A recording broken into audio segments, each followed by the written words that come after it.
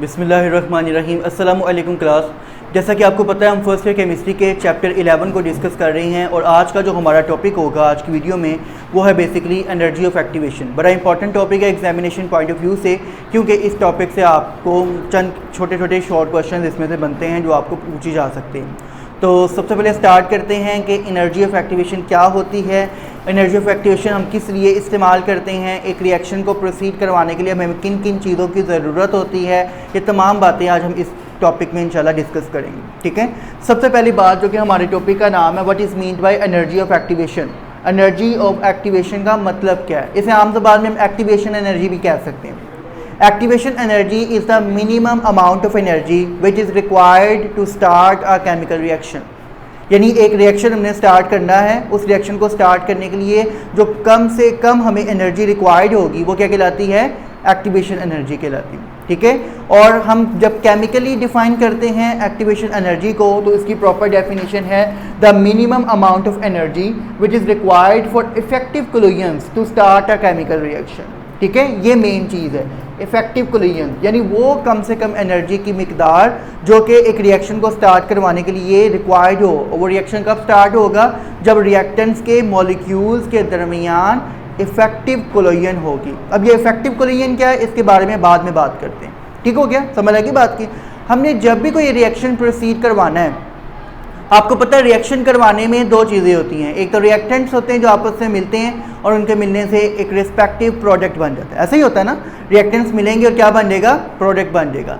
अब उन रिएक्टेंट्स को कंबाइन करवाने के लिए यानी उनको प्रोडक्ट में कन्वर्ट करने के लिए हमें चंद कंडीशंस की ज़रूरत है।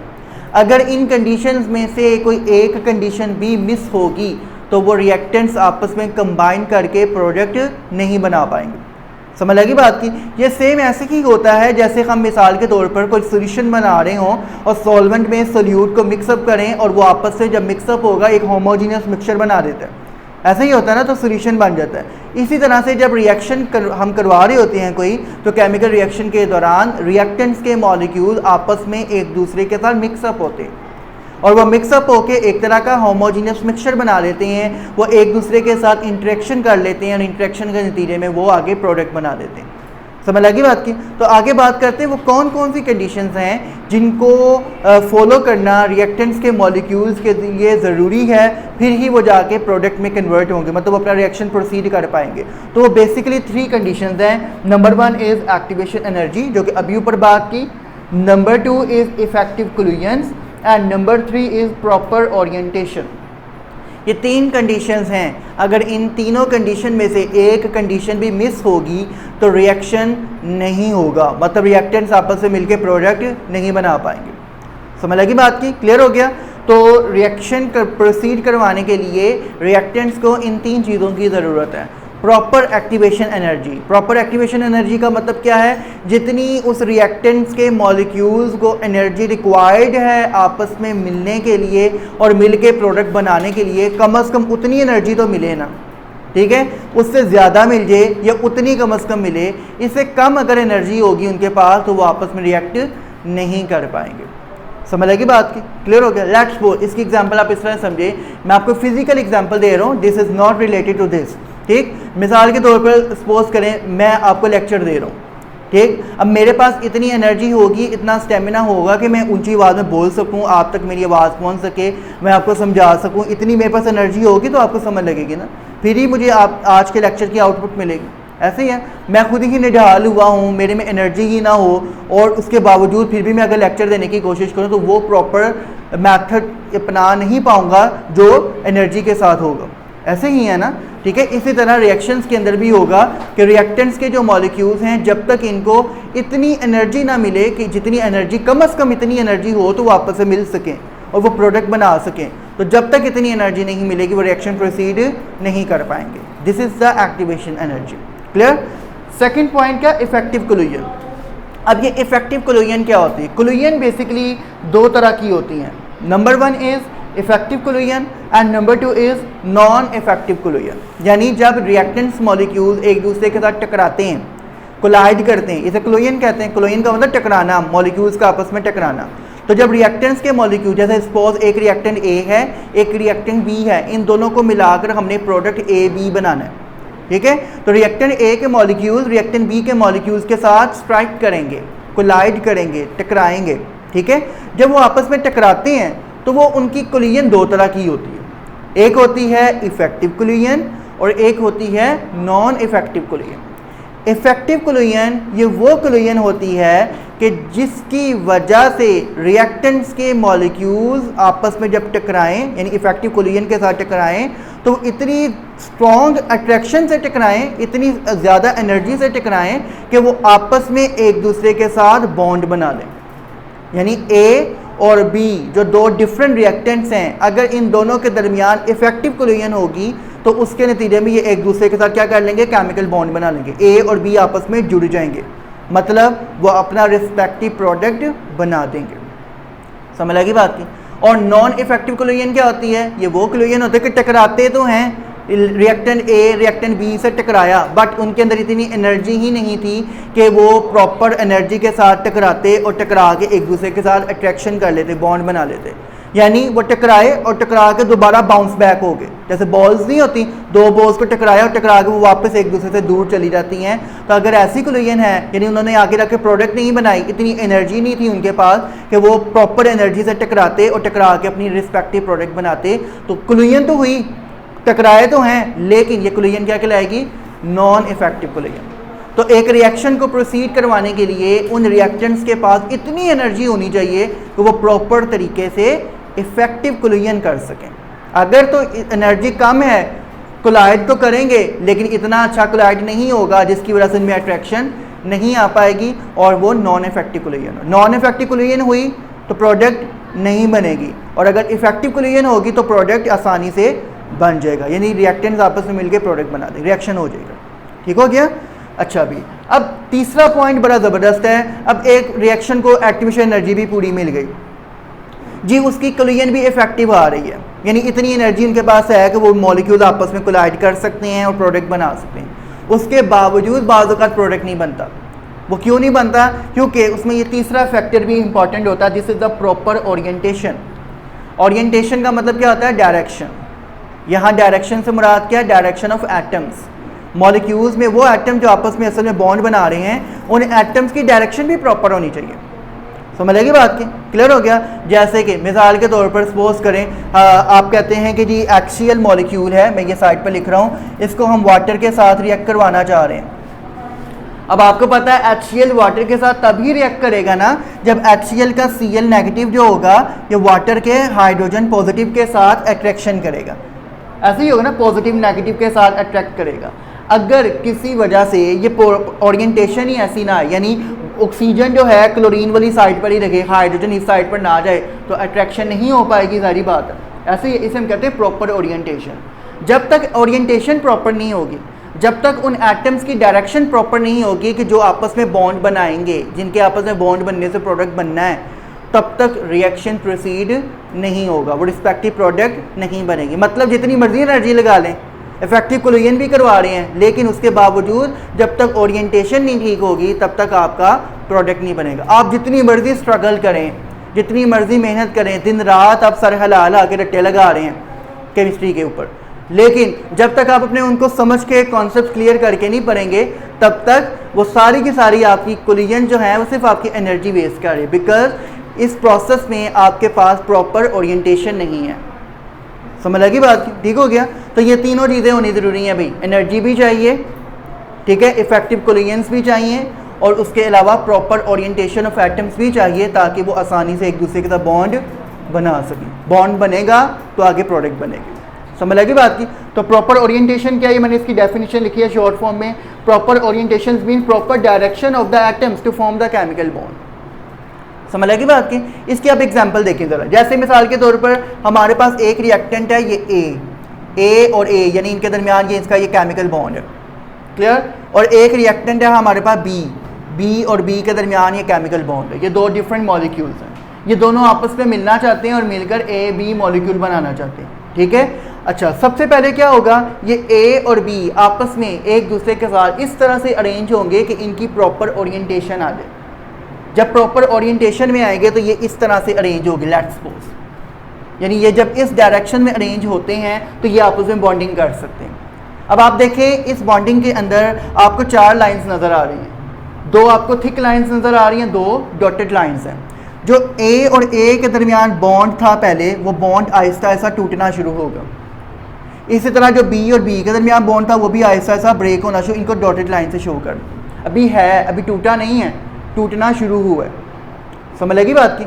और इसके बरक्स ए और बी के दरमियान बॉन्ड पहले नहीं था, अब बनना शुरू हो रहा है। और इसी तरह यहाँ भी ए और बी के दरमियान बॉन्ड बनना शुरू हो रहा है। समझ लगी बात की, क्लियर।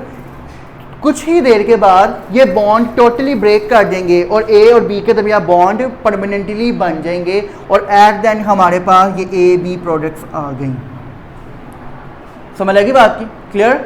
अच्छा, अब इस पूरे प्रोसेस के दौरान ये जो सेंटर में ये जो स्टेट आई है, इस स्टेट में ये जो हमारे पास एक कॉम्प्लेक्स सा मॉलिक्यूल बना था 4 बॉन्ड्स वाला, इसे हम कहते हैं एक्टिवेटेड कॉम्प्लेक्स। क्या कहते हैं? Activated complex. इसे एक्टिवेटेड कॉम्प्लेक्स क्यों कहते हैं? पहली बात तो ये कॉम्प्लेक्स मॉलिक्यूल है। एक्टिवेटेड क्यों कहा?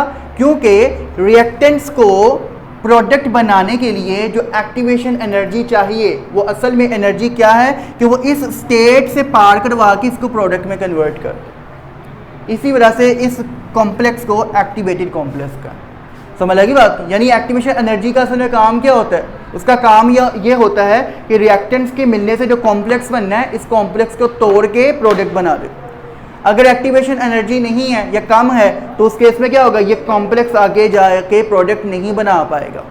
यानी ये बैरियर है, बीच में कॉम्प्लेक्स क्या है? ये एक दीवार है, एक बैरियर है, इसको पार करके रिएक्टेंट्स ने प्रोडक्ट्स में कन्वर्ट होना। समझ लगी बात? क्लियर हो गया?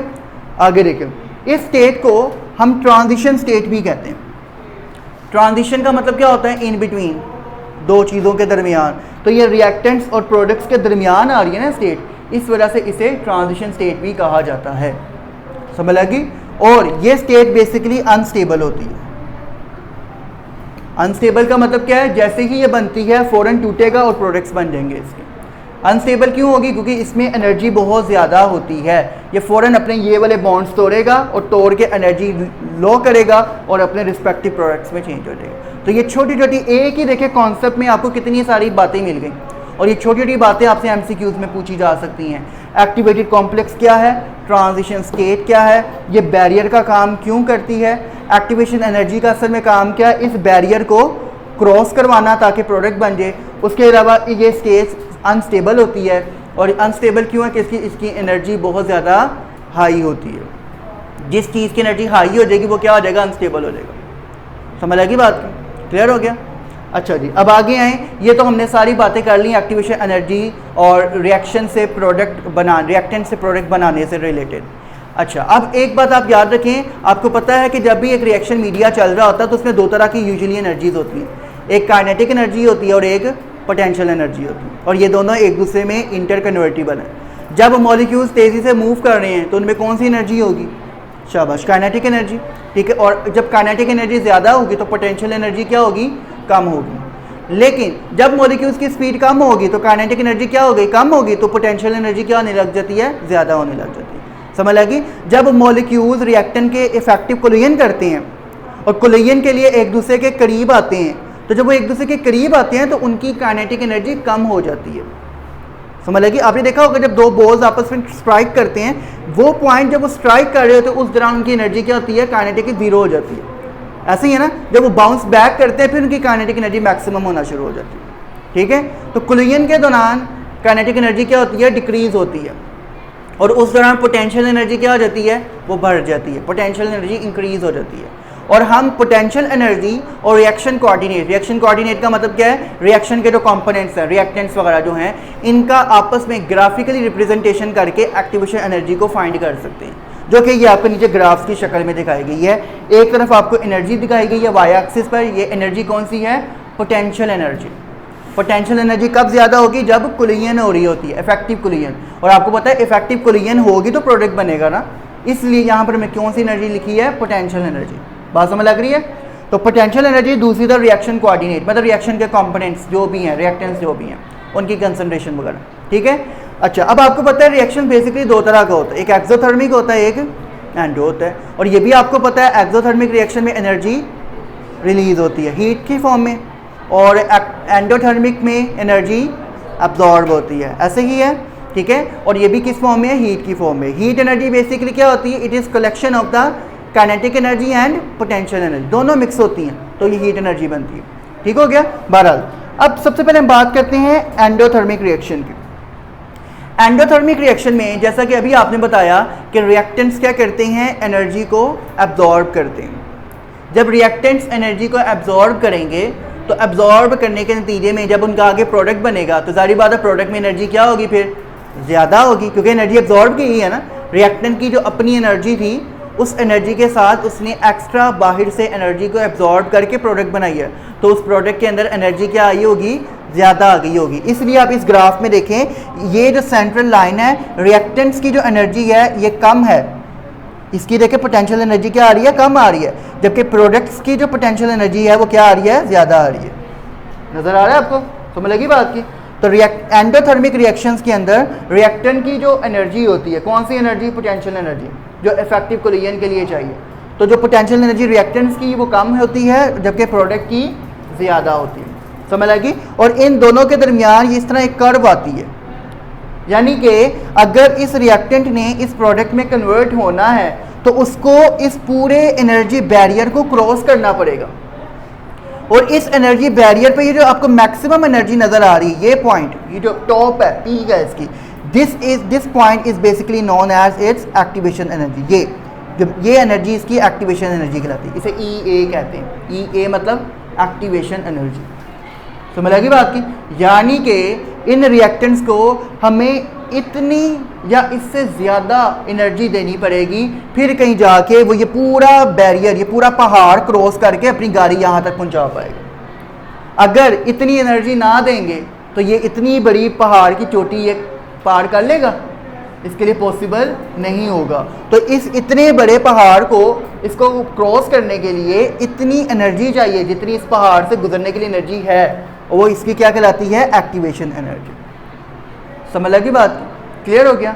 इसके बरक्स आप देखें दूसरा पॉइंट जो कि एक्सोथर्मिक रिएक्शन है। एक्सो में आपको पता है हीट एनर्जी क्या होती है, रिएक्टेंट्स में से रिलीज हो जाती है, और जब एनर्जी रिलीज हो जाएगी तो जाहिर बात है प्रोडक्ट जो बना होगा, एनर्जी तो रिलीज होगी, तो प्रोडक्ट में एनर्जी क्या होगी, कम हो गई होगी।